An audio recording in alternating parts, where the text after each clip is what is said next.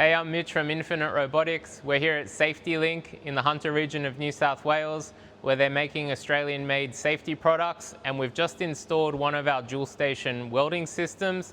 We're going to take you for a quick walkthrough and show you just what it's like. So here we have our dual station setup. We've got our Fanuc ArcMate welding robot, a dedicated welding robot in the middle, and on each side we've got our Fanuc 1500 kilo payload headstock, so we can automatically rotate the part to get the best position for welding. We can also rotate and weld at the same time. So because it is a dual station configuration, it means that the robot can weld on one side while your operator can load and unload on the other side, so you maximize productivity and you keep the robot welding as long as possible. Now, because it is an industrial robot system, we do have perimeter fencing and safety light curtains to prevent the robot and operator from working in the same area. So I'll give you a quick demo on how that works. So we're going to activate a test cycle here.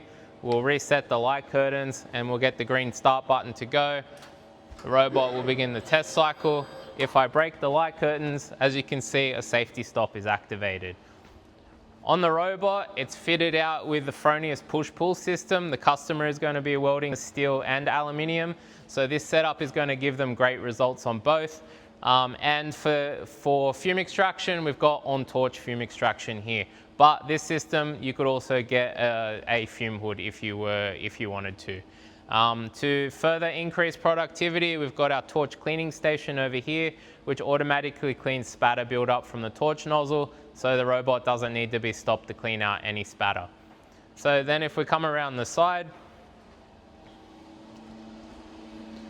we've got the Kemper fume extraction system here. It's a fan and filter all in one.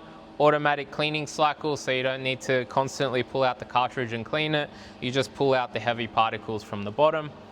And here we've got our Fronius welding system, 500 amp water cooled.